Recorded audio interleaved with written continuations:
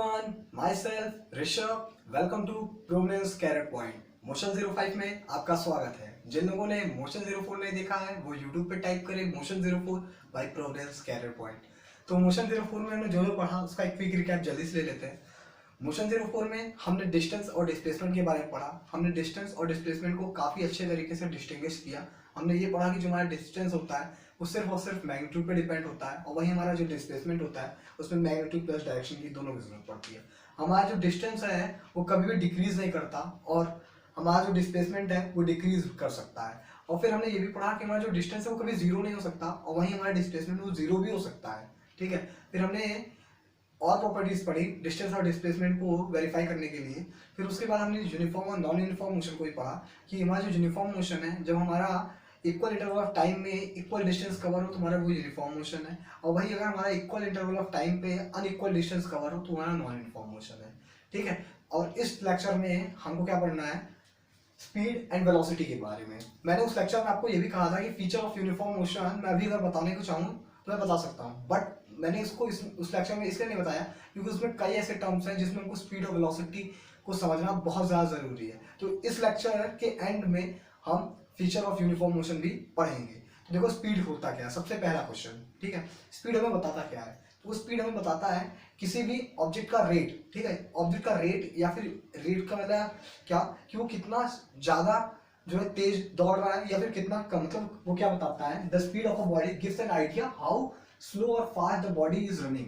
ठीक है, मतलब वो बताता क्या है कि कोई भी बॉडी या फिर कोई भी ऑब्जेक्ट कितना तेज दौड़ रहा है या फिर कितना धीमे दौड़ रहा है। ठीक है, जब भी हमको ये सब चीजें की आइडिया हमको करना पड़े तो हम उसका क्या कंसीडर करते हैं, स्पीड कंसीडर करते हैं। क्या कंसीडर करते हैं, स्पीड। ठीक है, तो स्पीड हम क्या देता है, एक आइडिया देता है कि ऑब्जेक्ट या फिर हमारा जो बॉडी है वो कितना तेज दौड़ रहा है या फिर कितना धीमे दौड़ रहा है। ठीक है, क्या कितना वो धीमे दौड़ रहा है या फिर कितना तेज दौड़ रहा है। ठीक है, तो इसका जब भी हमको कंसीडर करना पड़ता है कि कोई ऑब्जेक्ट कितना तेज दौड़ रहा है फिर कोई ऑब्जेक्ट कितना धीमा दौड़ रहा है, तो हमको एक फ्रेम ऑफ रेफरेंस वहाँ पे कंसीडर करना पड़ता है विद रिस्पेक्ट टू टाइम।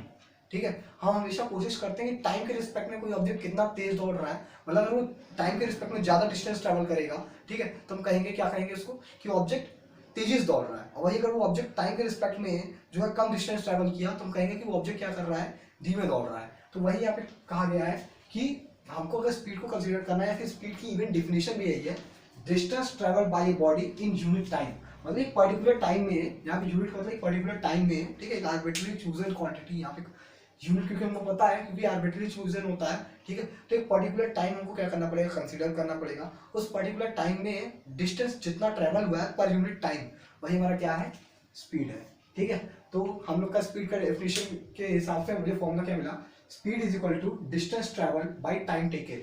ठीक है, उस डिस्टेंस को ट्रैवल करने में जितना समय लगा वही हमारा क्या है, स्पीड है। क्या है, स्पीड है।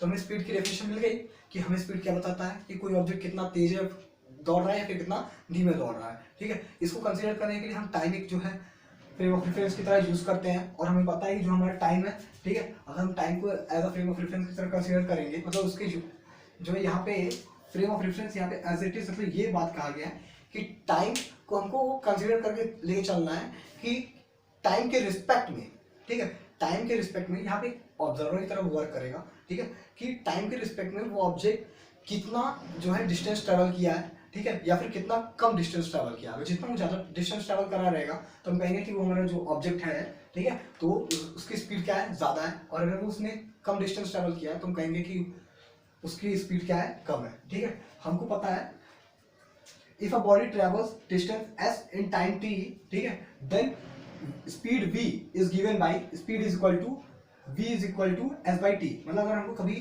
डिस्टेंस दिया है, ठीक है, एस दिया मान लो डिस्टेंस, और टाइम दिया है टी, और हमसे स्पीड पूछ रहा है v, तो हमको फॉर्मूला सीधे पता है कि speed is equal to distance travel by time taken. तो डिस्टेंस उसने कितना ट्रैवल किया है, एस किया है, ठीक है, और उस डिस्टेंस को ट्रैवल करने में कितना समय लगा है उसको टी टाइम लगा है। कितना टाइम लगा है, टी टाइम। ठीक है, तो वही हमारा क्या है, time taken to travel that distance. ठीक है, तो ये हमारा क्या हुआ, फॉर्मूला बन गया स्पीड का। इसको एक एग्जांपल के थ्रू समझाता हूँ।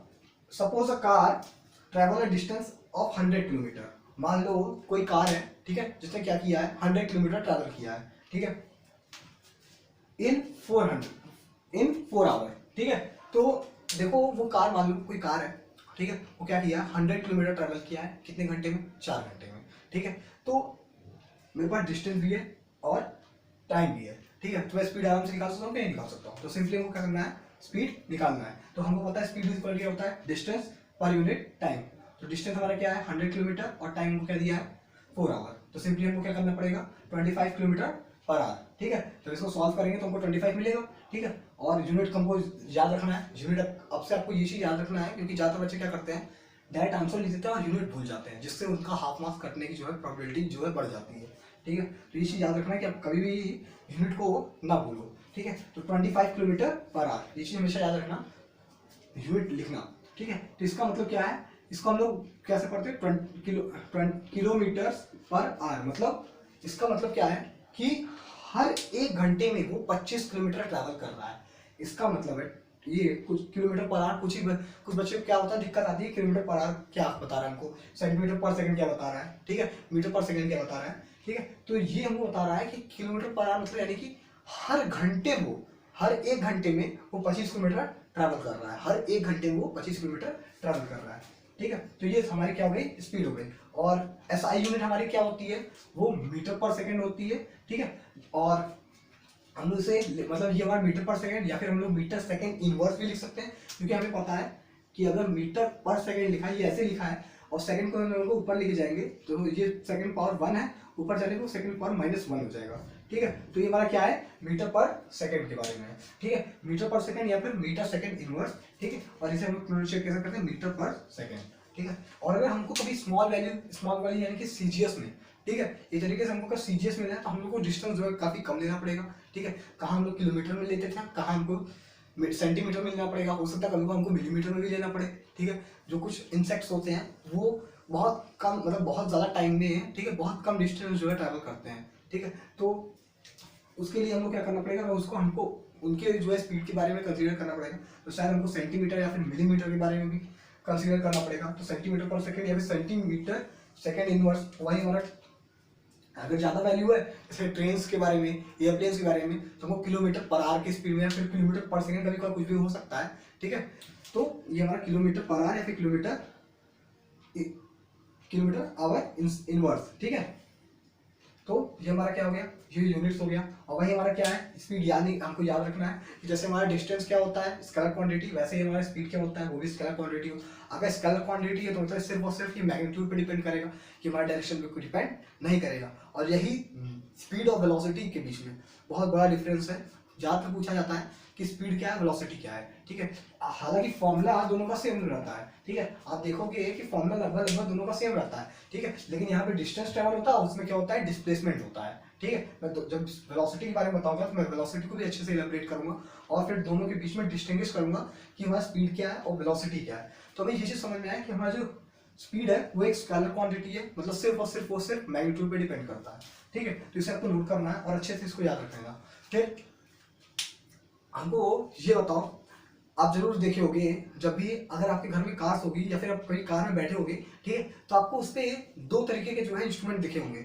एक जो हमारा डिस्टेंस ट्रैवल करता है, ठीक है, जो हमारा डिस्टेंस बताता है कि हमने डिस्टेंस कितना ट्रैवल किया है। और वहीं एक और रहता है जो करीब कुछ इस तरीके का रहता है, मतलब वो जब भी हमारा जो मतलब ड्राइवर रहता है या फिर हमारे घर पे कोई भी चलाता है, ठीक है, जब भी वो क्या करता है एक्सेलरेट करता है जो है, ये आप ज़्यादातर बाइक में भी देखे होंगे। ठीक है, एक जो है आपका स्पीडोमीटर करके रहता है वो इंस्ट्रूमेंट, जो आपका क्या करता है स्पीड को जो है कंसीडर करता है। अब जैसे जैसे आप स्पीड को बढ़ाओगे वैसे वैसे आपकी रीडिंग जो है वो 0 to 100 तक रहता है, वो जो है बढ़ते बढ़ता है जैसे जैसे आपका गाड़ी एक्सेलरेट करती है। ठीक है, तो the speed of a running car at any instant, मतलब एक पर्टिकुलर टाइम पे, ठीक है, एक पर्टिकुलर टाइम पे एट एनी इंस्टेंट, मतलब समझ रहे हैं आप, यहाँ पे पर्टिकुलर टाइम की बात हो रही है। ठीक है, मतलब इसको मैं समझाता हूँ तो कैसे,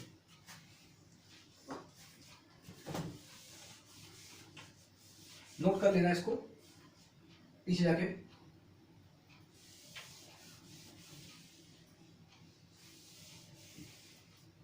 देखो इसका ये मतलब है, ठीक है, किसी पर्टिकुलर इंस्टेंट का मतलब क्या होता है, मान लो ये डिस्टेंस टाइम ग्राफ है, ठीक है, कि मतलब टाइम के रिस्पेक्ट में उसने कितना डिस्टेंस ट्रैवल किया और फिर हमको वही स्पीड बताता है।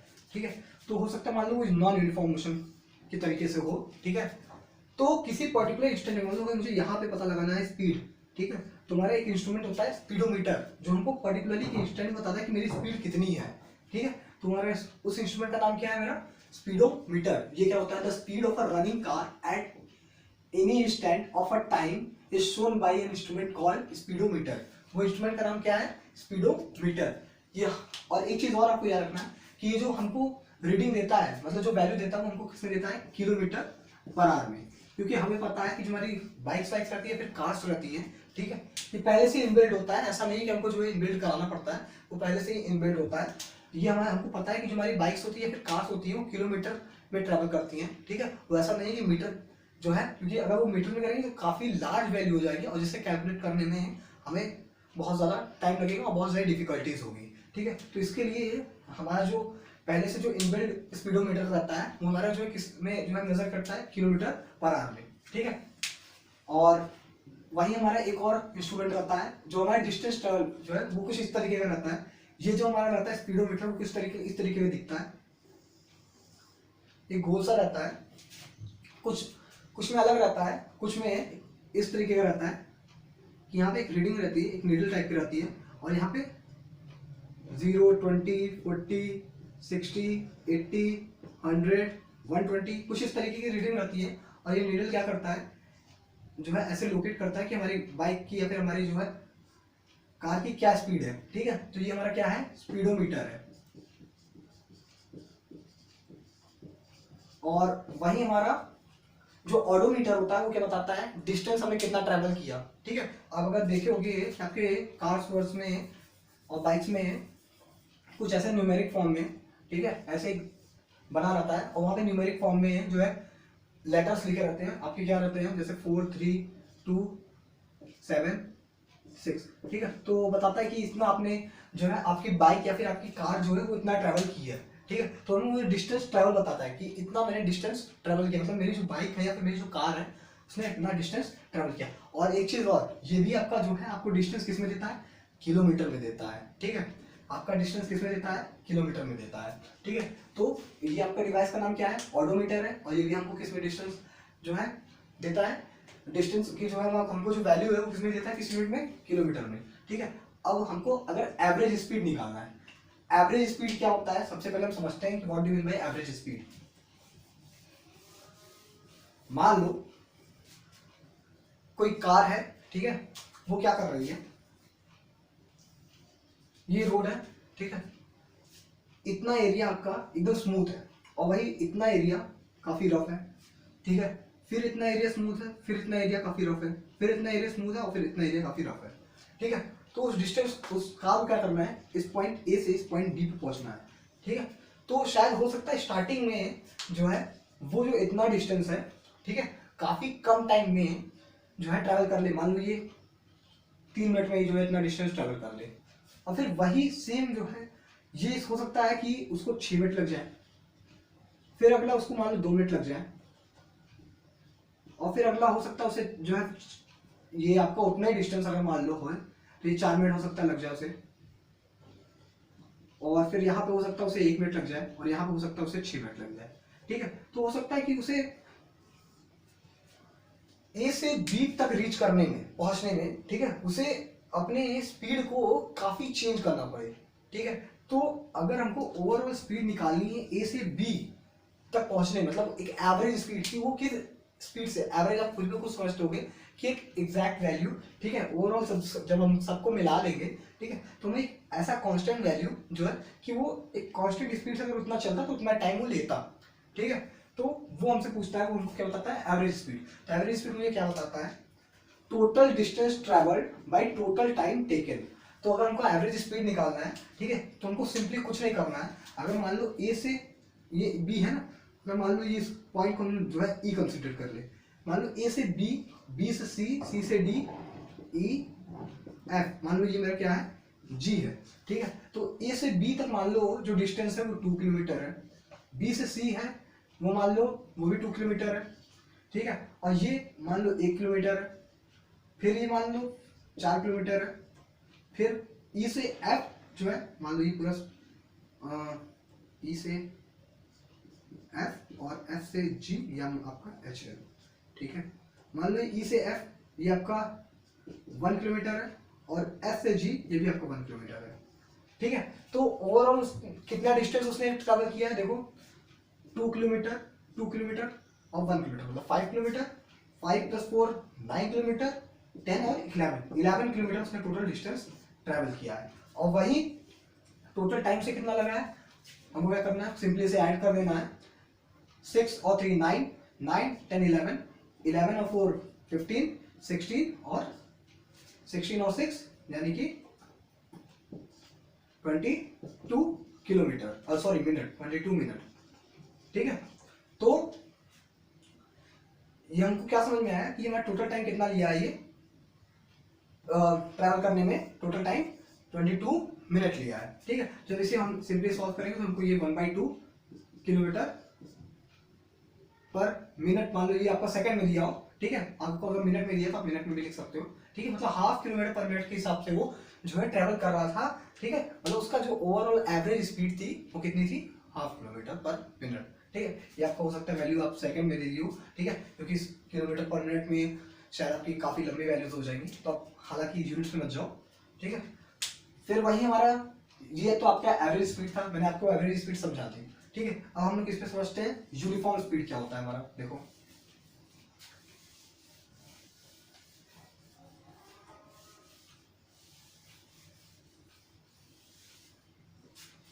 क्या, यूनिफॉर्म स्पीड। तो देखो मेरा जो यूनिफॉर्म स्पीड है इसका सिंपली मतलब है कि आपका, अगर आपको याद हो कि मैंने यूनिफॉर्म मोशन आपको बताया था कि जिसमें हम लोग इक्वल टाइम इंटरवल पे इक्वल डिस्टेंस ट्रेवल करते हैं, इसका ये मतलब है कि जब भी अगर हम डिस्टेंस और टाइम का जो ग्राफ प्लॉट करेंगे वो हमेशा मेरा कुछ इस तरीके का आएगा, ठीक है, हमेशा स्ट्रेट लाइन की तरफ आएगा, ठीक है।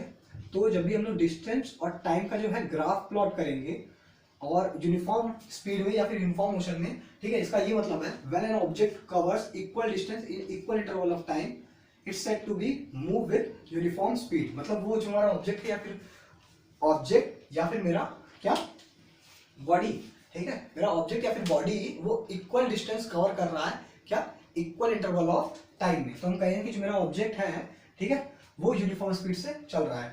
तो देखो हो सकता है कि ये 0 है और ये 1 है, ठीक है, ये 1 है। मान लो पहले जो है पहले सेकंड में 1 किलोमीटर, दूसरे सेकंड में 2 किलोमीटर, तीसरे सेकंड में 3 किलोमीटर, चौथे सेकंड में 4 किलोमीटर, कुछ इस तरीके से वो ट्रैवल करेगा। तो मतलब हर 1 सेकंड में वो 1 किलोमीटर की तरफ बढ़ रहा है, तो हम कहेंगे वो यूनिफॉर्म स्पीड से चल रहा है। और वही हमारा वेरिएबल स्पीड क्या होता है, if a body covers unequal distance in equal interval of time its motion is not said to be non uniform motion. जैसा कि मैंने इसके पहले एवरेज स्पीड का एग्जांपल देते हुए आपको समझाया था कि वो कार देखो वो जो ट्रैवल कर रही थी क्या है कि डिफरेंट जो है उसका, एक सिंपल सा ऐसे फिर से मैं समझाता हूँ, क्योंकि उसमें मैंने टाइम को और डिस्टेंस को दोनों को मैंने चेंज किया था, लेकिन हमको दोनों में से एक को कांस्टेंट रखना है, ठीक है। तो देखो मैं नॉन यूनिफॉर्म स्पीड को दोबारा समझाता हूँ, क्या, नॉन यूनिफॉर्म स्पीड, ठीक है। तो इसे देखो अगर मान लो ये पॉइंट ए है और एक पॉइंट बी है, ठीक है, बी मान लो नहीं, ठीक है, एक पॉइंट ए से बी और बी से फिर सी, सी से डी और डी से ई तक रीच करना है। मान लो ये जो ओवरऑल ए से बी पे जो डिस्टेंस है वो 2 किलोमीटर है, 2 किलोमीटर है बी से सी, फिर सी से डी 2 किलोमीटर है और डी से ई 2 किलोमीटर है। लेकिन मान लो एक कार है जिसे ए से बी तक रीच करने में उसे सिर्फ और सिर्फ 2 मिनट लगते हैं, बी से सी उसे 4 मिनट लगते हैं, सी से डी उसे 3 किलोमीटर लगते हैं और डी से ई उसे 4 किलोमीटर लगते हैं। तो आप देख रहे हो कि हर इक्वल डिस्टेंस को कवर करने के लिए उसे अनइक्वल इंटरवल ऑफ टाइम की जरूरत पड़ रही है, ठीक है। एक मिनट मैंने यहाँ पे किलोमीटर लिख दिया है, मान लो उसे 2 किलोमीटर 4 मिनट में, ठीक है, और 3 मिनट में और ये 4 मिनट में, ठीक। तो अब ये देख रहे हो क्या कि हर इक्वल डिस्टेंस को कवर करने में उसे अनइक्वल इंटरवल ऑफ टाइम की जरूरत पड़ रही है। तो हम कहेंगे कि ऐसा मोशन मेरा नॉन यूनिफॉर्म मोशन होता है, और जब हमको टोटल ओवरऑल स्पीड कंसीडर करना पड़ता है तो मेरा नॉन यूनिफॉर्म स्पीड से ये चल रहा है। क्योंकि पहले हालांकि यहाँ पे उसका स्पीड कुछ और होगा, जैसा कि हमको पता है किलोमीटर ये हमारा डिस्टेंस है और मिनट है, ठीक है, मतलब टाइम है। तो ये मेरा 1 किलोमीटर पर मिनट की स्पीड से चल रहा है, ठीक है। और फिर यहाँ पे 2 किलोमीटर, यहाँ पे क्या होगा, ये हाफ चला जाएगा, हाफ किलोमीटर पर मिनट की स्पीड से चल रहा है। और यहाँ पे 2/3 किलोमीटर पर मिनट की स्पीड से, देखो मतलब वेरिएबल जो आपकी स्पीड मिल रही है हमको। तो हम कहेंगे ऐसा जब भी हमारा नॉन यूनिफॉर्म मोशन होने लगे और हमको स्पीड क्या है जो है हमारा ओवरऑल जो वैल्यू है हमारी जो है डिफरेंट करने लगे, ठीक है, डिस्टिंग्विश करने लगे, तो हम कहेंगे कि हमारा जो स्पीड है वो नॉन यूनिफॉर्म स्पीड है, ठीक है।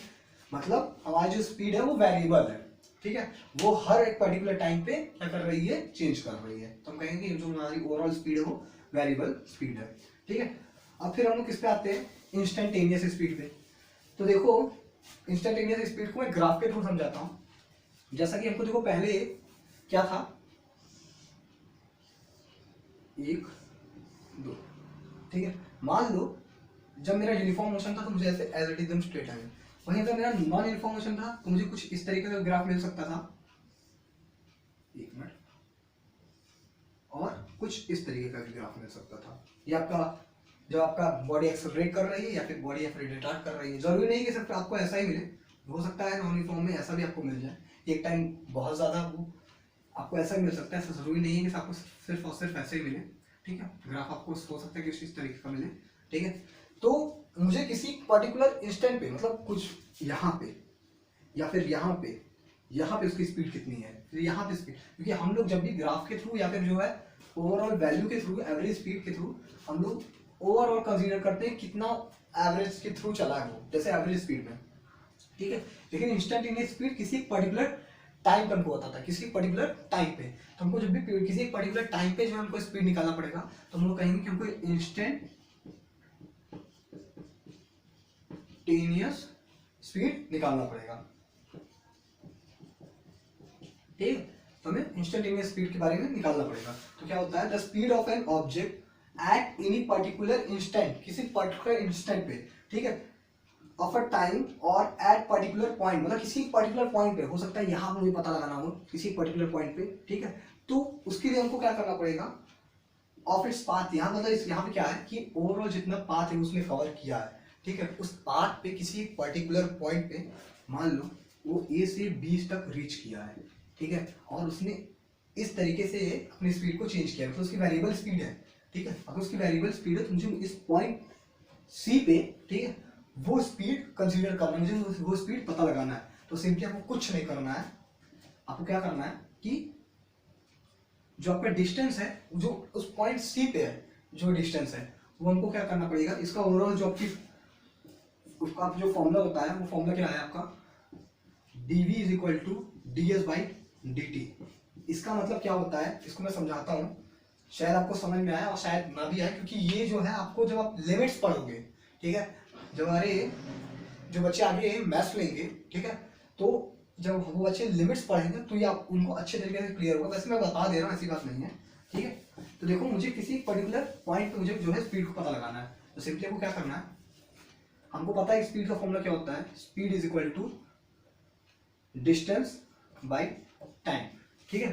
तो जब हमको क्या करना है कि स्पीड को क्या करना है हमको बहुत ज्यादा छोटे जगह के लिए, ठीक है, तो हम लोग क्या करेंगे, लिमिट, ठीक है, लिमिट ये हमारा जो s टेंड्स टू 0, मतलब जो है हमारे जो s यहाँ सॉरी s टेंड्स टू नहीं, हमारा जो d टेंड्स टू 0, ठीक है, तो मतलब हमारा जो डिस्टेंस है वो करीब करीब इतना छोटा हमको कंसीडर करना पड़ेगा, इतना छोटा कि उससे हमको कोई दिक्कत नहीं होनी चाहिए। मतलब ओवरऑल जो ग्राफ मेरा प्लॉट होगा, ठीक है, ओवरऑल जो मेरा ग्राफ प्लॉट होगा, यहाँ पे इस पॉइंट पे जो हमारा डिस्टेंस है वो इतना छोटा हमको लेना है, ठीक है, इतना छोटा लेना है कि उसकी वैल्यू कब कहाँ तक जो है 0 तक जानी चाहिए, मतलब लगभग वो 0 के पास हो, ठीक है। तो हम लोग ऐसा कंसीडर करेंगे, और हमारा d 0 हो जाएगा तो उस पॉइंट पे जो हमको टाइम इंटरवल मिलेगा वो भी काफी छोटा मिलेगा, ठीक है। अरे अगर हमारा डिस्टेंस काफी छोटा हो जाएगा तो हमको उस टाइम के लिए जो हमारी टी की वैल्यू वो भी काफी छोटी हो जाएगी, जो टाइम टेकन, क्योंकि हमारा क्या है, ये टाइम टेकन है कि यार उस डिस्टेंस को ट्रैवल करने के लिए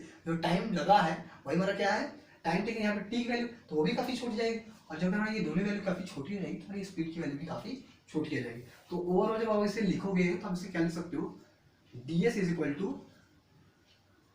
मान लो इसे हमको स्पीड डिस्टेंस को क्या मानना है, एस मान लेते हैं और यहाँ पे इसको वी मान लेते हैं। तो ये हमारा क्या हो जाएगा, d v is equal to d s by d t. तो ये मेरा क्या है, इंस्टेंटेनियस स्पीड है, ठीक है। और इंस्टेंटेनियस स्पीड मैंने बताया था कि हम लोग कहाँ मेजर करते हैं, अपने स्पीडोमीटर में, जो हमारा पहले से इनबिल्ड होता है। किसमें इनबिल्ड होता है, हमारे जो कार्स होते हैं उसमें पहले से इनबिल्ड होता है हमारा क्या, स्पीडोमीटर, ठीक है। जैसे नोट करना है नोट कर लो। तो अब हम लोग वेलोसिटी को पढ़ते हैं। तो देखो हमने स्पीड में क्या पढ़ा था कि जो हमारा स्पीड होता है वो क्या होता है, डिस्टेंस ट्रेवल पर यूनिट टाइम होता है। और हमारा वेलोसिटी क्या होता है, डिस्प्लेसमेंट पर यूनिट टाइम। और हमको पता है कि डिस्प्लेसमेंट यानी क्या, अगर हम लोग डिस्टेंस को ही देखें तो अगर जब भी हम लोग कोई भी डिस्टेंस ट्रैवल करते हैं किसी एक पर्टिकुलर डायरेक्शन में, तो वही हमारा क्या हो जाता है, डिस्प्लेसमेंट हो जाता है। तो देखो वेलोसिटी की डिफिनेशन पहले क्या बता रही है, फिर उसको समझते हैं।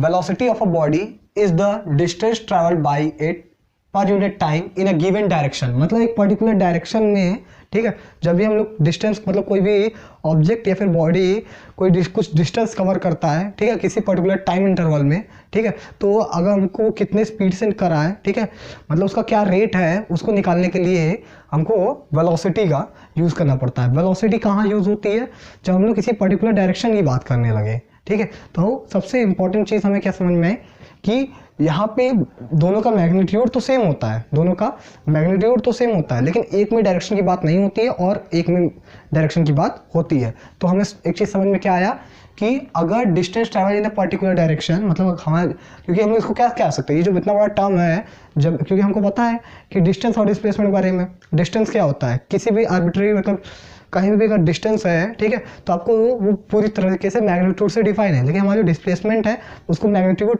एज वेल एज डायरेक्शन की जरूरत है। तो यहाँ देखो लिखा क्या है, distance travel in a given direction, मतलब एक पर्टिकुलरली एक डायरेक्शन दे दी गई है, और जब एक डायरेक्शन दे दी गई है तो हम लोग इस पूरे बड़े टर्म को डिस्प्लेसमेंट लिख सकते हैं, नहीं लिख सकते हैं। तो हमारी वेलोसिटी की जो डेफिनेशन क्या बनी, velocity is equal to displacement per unit time taken. मतलब जो है एक पर्टिकुलर डायरेक्शन में जो हमने डिस्टेंस कवर किया, ठीक है, एक यूनिट टाइम में, वही हमारा क्या है, वेलोसिटी है, ठीक है।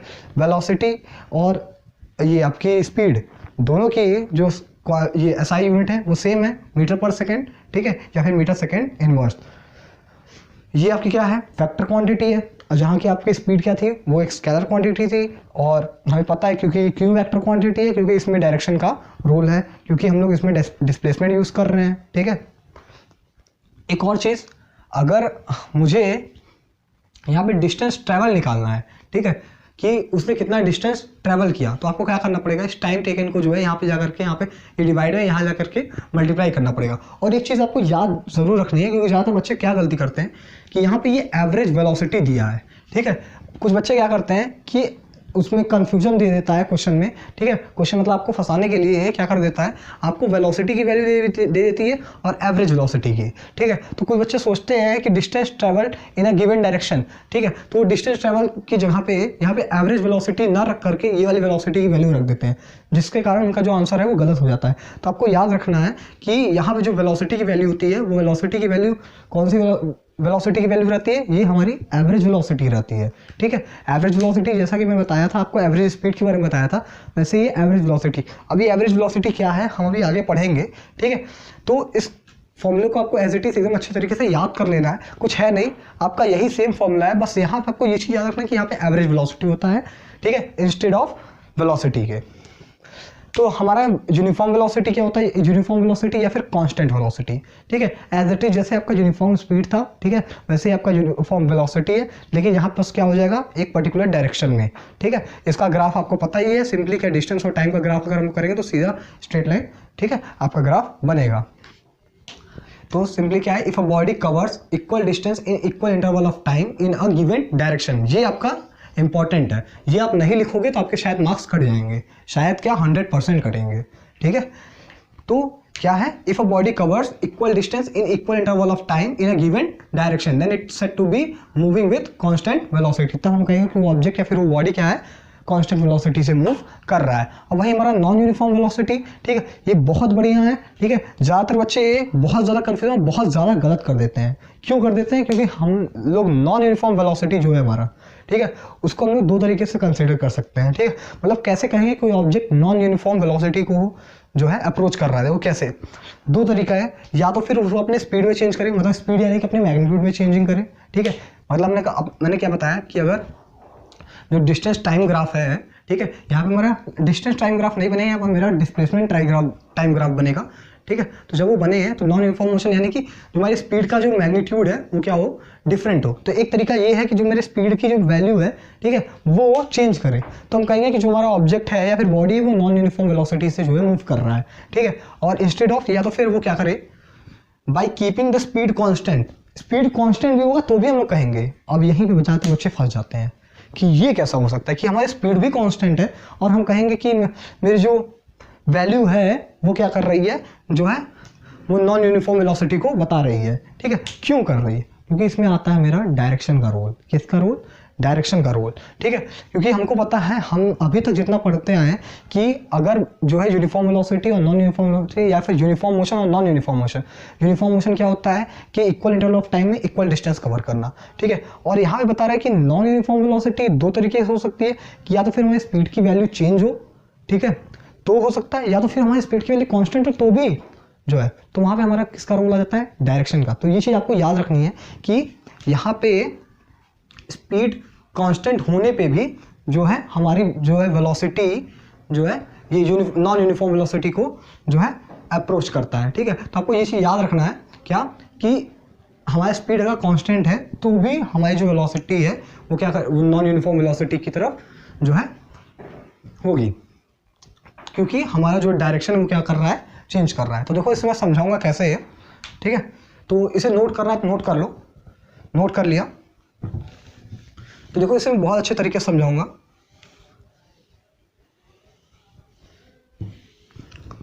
तो देखो सिंपली नॉन यूनिफॉर्म वेलोसिटी का मतलब क्या होता है, सबसे पहले when a body does not cover equal distance in equal interval of time. तो पहली चीज़, तो पहला जो हमारा था उससे पॉइंट में, पहला जो पॉइंट था उसे सिंपली जो है प्रूफ कर सकते हैं कि हमारा जो ऑब्जेक्ट है वो क्या कर रही है, पर्टिकुलर टाइम, मतलब एक ले लिया जाए यूनिट टाइम, ठीक है, उस यूनिट टाइम में मतलब इसमें ज़्यादा डिस्टेंस ट्रैवल कर रहा है, इसमें कम डिस्टेंस ट्रैवल कर रहा है, इसमें ज़्यादा कर रहा है, तो हम कहेंगे वो हमारा नॉन यूनिफॉर्म वेलोसिटी को जो है, और एक पर्टिकुलर डायरेक्शन में, ये चीज़ याद रखेंगे हम लोग, क्या एक पर्टिकुलर डायरेक्शन में, ठीक है, होना चाहिए, ठीक है। तो ये मेरा नॉन यूनिफॉर्म वेलोसिटी का एक पहला ही हो। लेकिन मेरा एक और चीज़ है कि स्पीड मेरी कांस्टेंट है तब पर भी जो है स्पीड की वैल्यू कांस्टेंट है, मतलब वो एकदम इक्वल इंटरवल ऑफ टाइम में इक्वल डिस्टेंस ट्रैवल कर रहा है, तब पर भी वो नॉन यूनिफॉर्म मोशन को जो है अप्रोच कर रहा है, मतलब प्रूफ कर रहा है, ठीक है। तो कैसे कर रहा है देखो, उसको समझते हैं।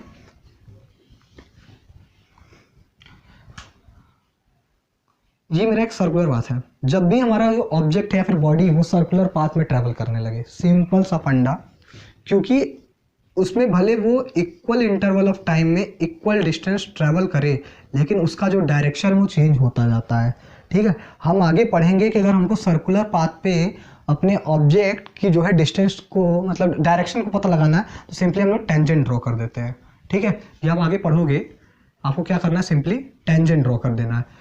आप देखोगे कि यहाँ पे जब ऑब्जेक्ट जा रहा है तो इसकी डायरेक्शन ये है, यहाँ जा रहा है तो इसकी डायरेक्शन ये है, यहाँ जा रहा है तो इसकी डायरेक्शन ये है, यहाँ जा रहा है तो इसकी डायरेक्शन, तो डायरेक्शन चेंज हो रही है, जिसके कारण हम लोग कहेंगे कि वो हमारा नॉन यूनिफॉर्म मोशन को जो है प्रूफ कर रहा है, मतलब ये हमारा ये जो ऑब्जेक्ट है वो नॉन यूनिफॉर्म मोशन में चल रहा है, ठीक है। देखो स्पीड यहाँ पे सबसे पहली चीज़ तो हमें ये मिल गई कि यहाँ पे क्या है हमारा, when a body does not cover equal distance in equal interval of time in a given direction, ठीक है। स्पीड यहाँ पर तो हमारा कांस्टेंट नहीं है, ठीक है, पहली वाली चीज़ कि हमारा स्पीड कांस्टेंट नहीं है, तो हम लोग कहेंगे कि वो हमारा नॉन यूनिफॉर्म मोशन है। और वहीं पे अगर हमारी स्पीड कांस्टेंट भी है, if a speed is constant then also body can have non uniform velocity. और मैंने बता दिया कि अगर हमारी ये सेकंड केस क्या है कि अगर हमारी बॉडी जो है का स्पीड जो है कांस्टेंट है तो भी वो नॉन यूनिफॉर्म वेलोसिटी को जो है प्रूफ करेगा। कैसे, ठीक है, मैंने बताया। अगर जैसे यहाँ मान लीजिए जो ऑब्जेक्ट में बताया, यहाँ पे कार है, कार क्या कर रही है, सर्कुलर पाथ में मूव कर रही है,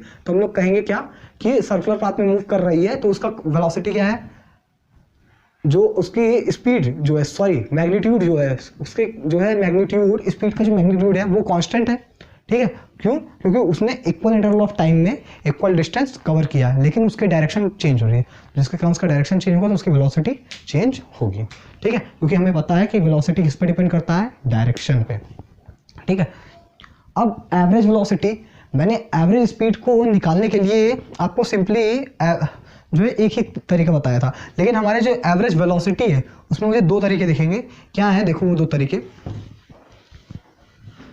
या तो फिर आपको इनिशियल पॉइंट की वेलोसिटी दी रहे और फाइनल पॉइंट की वेलोसिटी दी रहे, मतलब मान लो इनिशियल पॉइंट ए है और फाइनल पॉइंट बी है।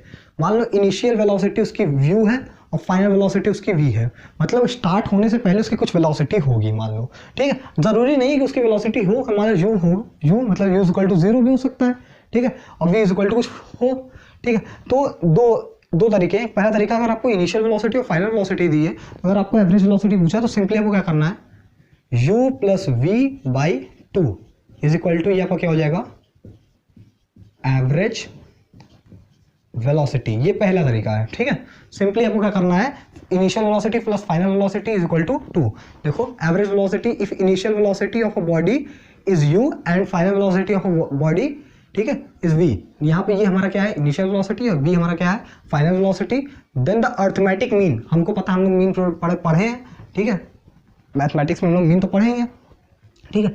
तो arithmetic mean of the velocity is called average velocity. तो ये आपकी एवरेज वेलोसिटी का फॉर्मूला है, ठीक है। ये पहला तरीका है, ठीक है। और दूसरा तरीका वही सेम एज इट इज जो है, जो अगर मान लो आपको ये इनिशियल वेलोसिटी और फाइनल वेलोसिटी नहीं दी है, ठीक है, आपको टाइम इंटरवल, पर्टिकुलरली एक टाइम इंटरवल पे जो है अलग अलग वेलोसिटीज की वैल्यू दी है, ठीक है। तो आपको क्या करना है, सिंपली आप क्या करो,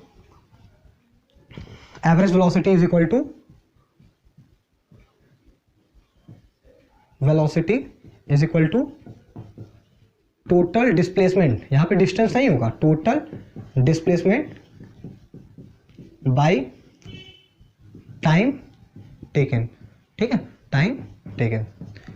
तो ये सिंपली आपका जैसे स्पीड का था वैसे ही आपका वेलोसिटी का हो जाएगा, तो आपको ये याद रखना है, ठीक है।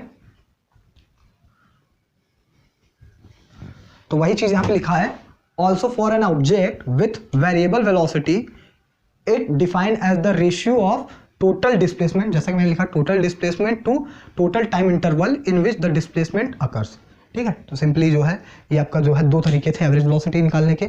फिर आपका इंस्टेंटेनियस वेलोसिटी, जैसा कि मैंने बताया था कि अगर आपका एवरेज वेलोसिटी, मैंने ग्राफ के थ्रू समझाऊं, एवरेज वेलोसिटी के थ्रू मैंने बता ही दिया था, ठीक है। जो है सिंपली हमको क्या करना है, हमको पर्टिकुलरली ये तो मान लो मेरा बनेगा नहीं एवरेज वेलोसिटी का, एवरेज वेलोसिटी मान लो ये है मेरी, ठीक है।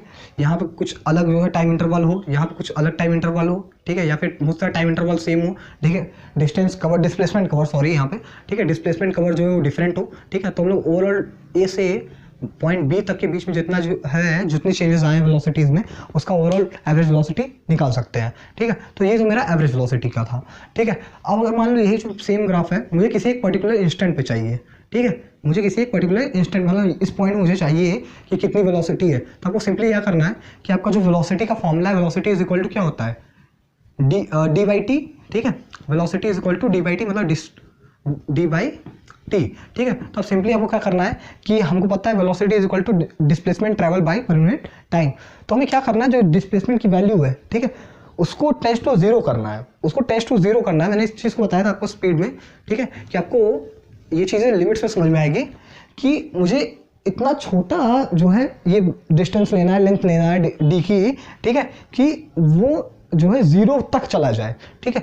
टेंस टू जीरो तक मतलब जाने का तो जीरो तक जाना, ठीक है, एकदम एग्जैक्ट जीरो नहीं, जीरो के या तो पहले या तो जीरो के बाद होगा, ठीक है। तो मेरी जो है limit d tends to zero, मान लो यहाँ पे डी को, मान लो मैं डिस्टेंस को, डिस्प्लेसमेंट को ऐसे डिनोट कर देता हूँ, और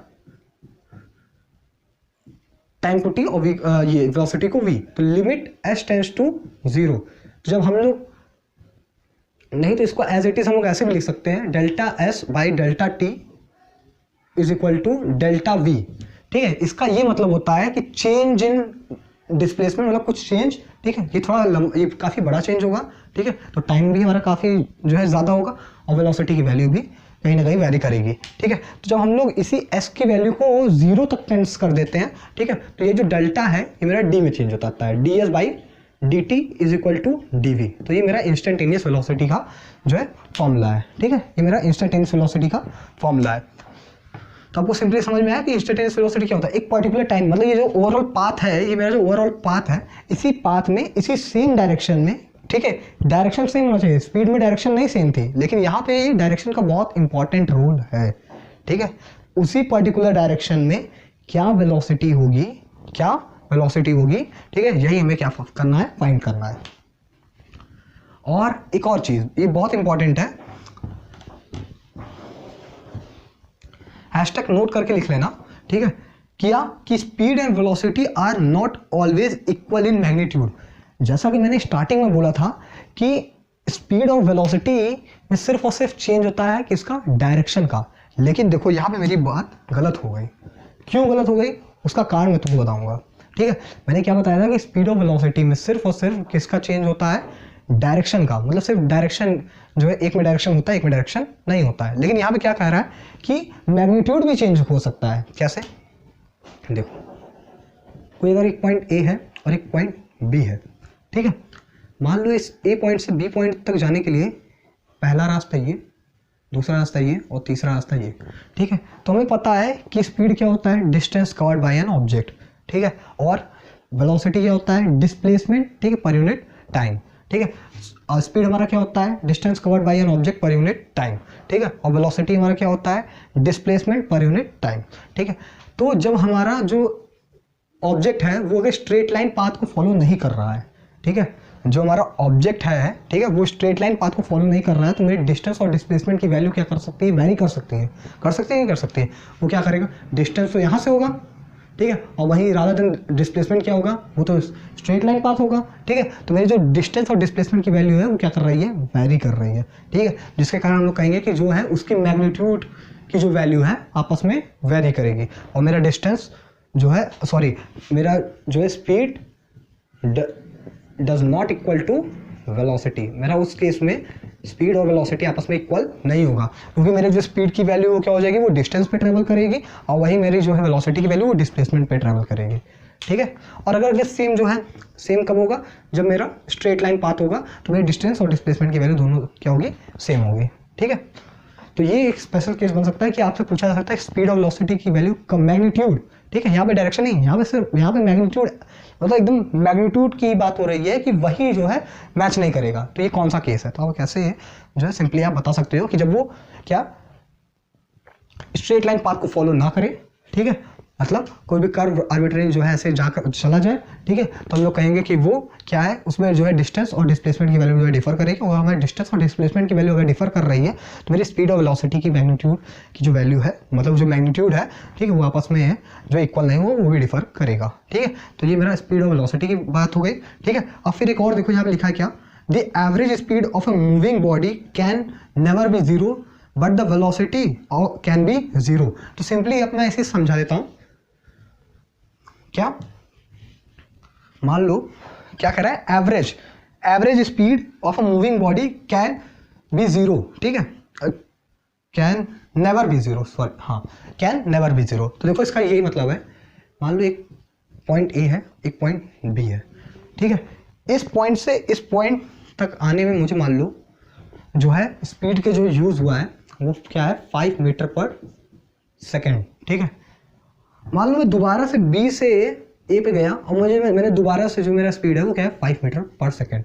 तो हमको पता है जो मेरी वेलोसिटी है वो डायरेक्शन पे डिपेंड करती है। अगर मैं इसका क्लोज लूप बनाऊं, ठीक है, इसका अगर मैं क्लोज लूप बनाऊं तो ए से बी और फिर बी से ए जाने में मेरी जो एवरेज वेलोसिटी होगी, ओवरऑल जो वेलोसिटी होगी वो क्या होगी, एक प्लस का 5 मीटर पर सेकेंड और एक माइनस का 5 मीटर पर सेकेंड, ठीक है। तो ये ओवरऑल मेरी क्या हो जाएगी, वैल्यू 0 हो जाएगी।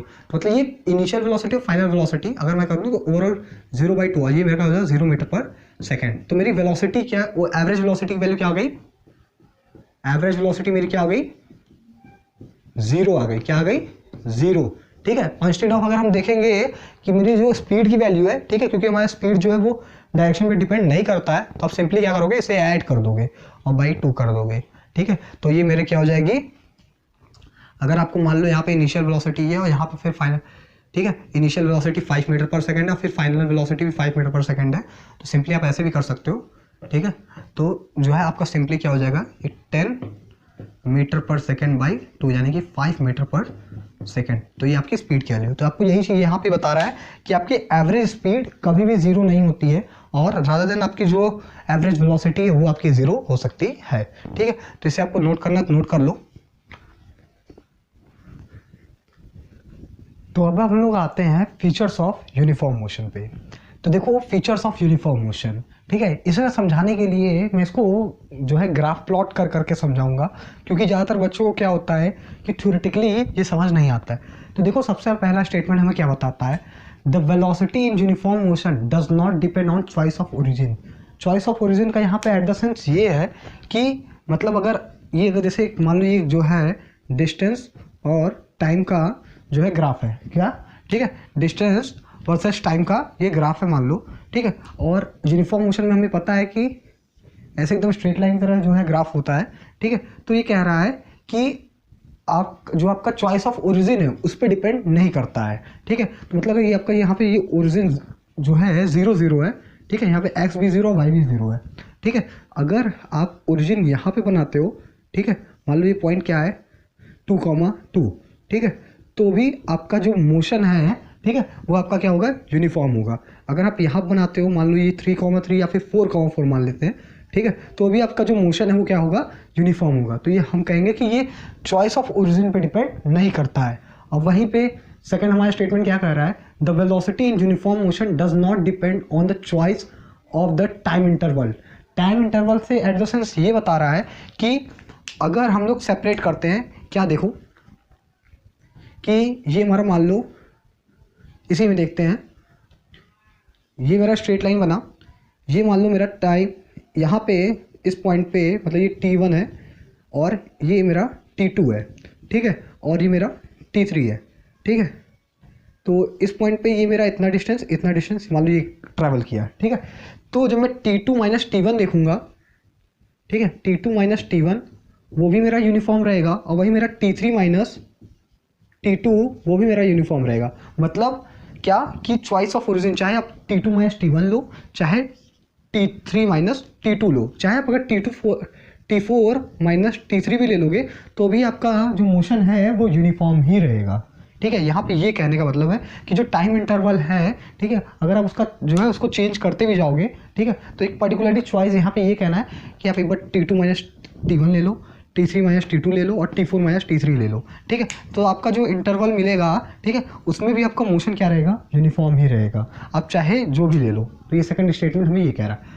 थर्ड स्टेटमेंट बहुत बढ़िया है, आप इसे पढ़ चुके हो, ठीक है, बस इसे यूनिफॉर्म मोशन के फीचर्स में डाल दिया गया है, ठीक है। ये कौन सा केस है कि जब आपका डिस्टेंस और डिस्प्लेसमेंट दोनों आपस में इक्वल हो जाए, ठीक है। तो वो सिंपली हमको पता है कि वो स्ट्रेट लाइन, जब भी हमारा कोई पॉइंट ए है इनिशियल पॉइंट और कोई फाइनल पॉइंट बी है, ठीक है, हमको क्या करना है, इनिशियल पॉइंट ए से फाइनल पॉइंट बी तक पहुंचना है, ठीक है। तो अगर उसके कई रास्ते हैं और अगर मान लो एक रास्ता ऐसा है कि ए से बी तक हमें स्ट्रेट लाइन पाथ है, ठीक है, तो वही मेरा डिस्टेंस होता है और वही मेरा डिस्प्लेसमेंट होता है। तो वही सिंपली कह रहा है, in uniform motion along straight line in the same direction magnitude of displacement is equal to the actual distance covered by an object। Simply अगर आपको इसे मैं ग्राफ के थ्रू नहीं, इसे सिंपली इसी के थ्रू समझाता हूँ कि एक पॉइंट ए से बी, ठीक है, मान लो 3 पाथ हैं, ठीक है, आपको ए से बी जाना है, तो आपका जो स्ट्रेट लाइन वाला पाथ होगा क्या, यहाँ पे देखो कहाँ है, ठीक है, same direction in straight line path, ठीक है, स्ट्रेट लाइन वाला जो पाथ रहेगा आपका, ठीक है, और वो आपका अगर यूनिफॉर्म है, ठीक है, तो आपका अगर वो यूनिफॉर्म है, ठीक है, अगर वो यूनिफॉर्म है तो जो है ये आपका क्या कि distance is equal to displacement होगा, ठीक है। यहाँ पे देखो displacement is equal to the actual distance covered, मतलब हमारा distance is equal to displacement होगा। तो ये थर्ड था, हमें ये पता है सिंपली, आपको ये तो मान लो एक साइन कन्वेंशन की तरह है ये आपका, ठीक है, कि हमको क्या है कि अगर ओरिजिन के राइट साइड, मतलब ये अगर मान लो मेरा ओरिजिन है 0,0, तो ओरिजिन के राइट साइड जितना भी रहेगा हमको पॉजिटिव कंसीडर करना है। तो अगर हम ओरिजिन के राइट साइड पॉजिटिव कंसीडर करेंगे तो जाहिर सी बात है ओरिजिन के लेफ्ट में हमको क्या करना पड़ेगा, निगेटिव कंसीडर करना पड़ेगा, ठीक है। तो हमें यहाँ पे निगेटिव कंसीडर करना है और यहाँ पे हमको पॉजिटिव कंसीडर करना है। ओरिजिन के राइट साइड हमें क्या करना है, पॉजिटिव, और ओरिजिन के लेफ्ट साइड हमें निगेटिव। वही कह रहा है, the velocity is positive if the object is moving towards right of the origin and negative if the object is moving towards left of the origin, ठीक है। तो ये आपका जो है फोर्थ था। फिर उसके बाद आपका फिफ्थ क्या है, for an object uniform motion no force is required to maintain its motion. जाहिर सी बात है, ठीक है, अगर आपका मोशन यूनिफॉर्म है, ठीक है, अगर आपका मोशन यूनिफॉर्म है तो सिंपली वो ना तो रिटार्ड करेगा ना तो एक्सेलरेट करेगा, ठीक है, ना तो रिटार्ड करेगा ना तो एक्सेलरेट करेगा। ये रिटार्ड और एक्सेलरेट वाला तब हमें एक्सेलरेशन में अच्छे तरीके से समझ में आएगा। मतलब उसके जो चेंज, मतलब जो इसका रेट में, सिंपली रेट ये है कि टाइम के रिस्पेक्ट में, ठीक है, नहीं या तो फिर उस मतलब टाइम के रिस्पेक्ट में ऐसा नहीं है कि पहले टाइम के मतलब पहले टाइम इंटरवल में वो 5 किलोमीटर ट्रैवल किया, दूसरे टाइम इंटरवल में 3 किलोमीटर ट्रैवल, ऐसा ज़रूरी नहीं, ऐसा होगा ही नहीं। क्यों नहीं होगा? क्योंकि हमारा मोशन यूनिफॉर्म है, ठीक है, तो मतलब वो हर टाइम इंटरवल में इक्वल डिस्टेंस ट्रैवल करेगा, तो हम कहेंगे कि वो हमारा जो मोशन है वो यूनिफॉर्म मोशन है, ठीक है। तो मतलब क्या हमें समझ में आया कि यूनिफॉर्म मोशन में, ठीक है, हमें कोई भी एक्सटर्नल फोर्स की जरूरत नहीं पड़ती है अपने मोशन को मेंटेन करने के लिए। तो हम सिंपली क्या कहेंगे कि हमारा मोशन क्या है, यूनिफॉर्म मोशन है, ठीक है। जब भी हमको कोई भी एक्सटर्नल फोर्स रिक्वायर्ड नहीं होती है, किस लिए? अपने मोशन को एक्सटेंड करने के लिए, मतलब एक तरीके से मेंटेन करने के लिए, ठीक है, तो हम लोग कहेंगे कि वो मोशन हमारा यूनिफॉर्म मोशन है, ठीक है। अब उसके बाद ये हमारा लास्ट पॉइंट जो कि हमारा 5th पॉइंट है, in uniform motion instantaneous velocity is equal to the average velocity at all time because velocity remains constant at each instant at each point of the path. ये कुछ बच्चों को clear ही नहीं हो पाता ये पॉइंट। वो लोग क्या सोचते हैं, वो लोग असल में एवरेज वेलोसिटी को ही सही तरीके से नहीं समझ पाते हैं। जो बच्चे एवरेज वेलोसिटी को अच्छे तरीके से नहीं समझ पाते हैं, ठीक है, उन्हीं को इसमें दिक्कत आती है। तो सिंपली क्या कर रहा है कि यूनिफॉर्म मोशन में आपकी इंस्टेंटेनियस वेलोसिटी और एवरेज वेलोसिटी की जो वैल्यू है वो आपस में इक्वल होती है। तो देखो क्या है कि इंस्टेंटेनियस वेलोसिटी क्या, मतलब किसी भी पॉइंट पे, मतलब मान लो पॉइंट पी है, ठीक है, इस पे स्पीड की क्या वैल्यू होगी, मतलब इस पे स्पीड जो है वेलोसिटी की क्या वैल्यू होगी, ठीक है, इस पे मुझे वेलोसिटी क्या मिलेगी जो है। तो सिंपली हम लोग क्या लगाते हैं, d v is equal to d s by d t. तो ये सिंपली मेरा इंस्टेंटेनियस वेलोसिटी।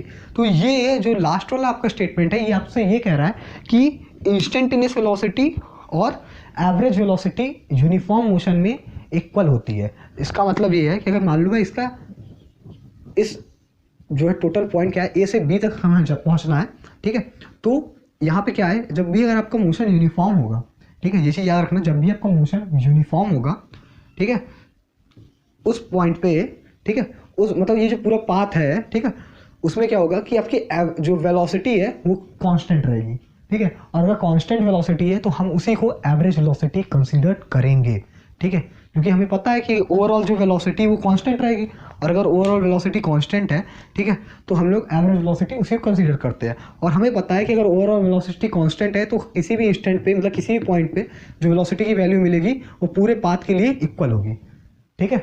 अगर समझ में आया तो एक बार देखो दोबारा से कि अगर मेरी वेलोसिटी ओवरऑल वेलोसिटी कांस्टेंट है, ठीक है, तो हम लोग एवरेज वेलोसिटी उसी को कंसीडर करेंगे, ठीक है, और अगर हमारा एवरेज वेलोसिटी उसी के इक्वल है, और अगर हमारा ओवरऑल वेलोसिटी जो है कांस्टेंट है, तो हर एक इंस्टेंट पे मेरी जो वेलोसिटी की वैल्यू मिलेगी वो ओवरऑल वेलोसिटी हमारे इंस्टेंट जो ओवरऑल एवरेज वेलोसिटी है उसके इक्वल होगी। तो देखो यही कहा है क्या, in uniform motion the instantaneous velocity is equal to the average velocity at all time because, उसका कारण क्या है, velocity remains constant at each instant, क्योंकि वेलोसिटी हर जगह कांस्टेंट है, ठीक है, at each point of the path, क्योंकि हर जगह वेलोसिटी हमारी क्या है, हर हर पॉइंट पे, ठीक है, each instant at each point, ठीक है, हर पॉइंट पे मेरी वेलोसिटी क्या है, कांस्टेंट है। इसी कारण जो है हमारी इंस्टेंटेनियस वेलोसिटी और एवरेज वेलोसिटी यूनिफॉर्म मोशन में इक्वल होती है। तो आज के लिए बस इतना ही। आशा करता हूँ कि आपको मेरे लेक्चर्स पसंद आते हैं। प्लीज़ अगर पसंद आते हैं तो please like share and subscribe to my channel. Thank you.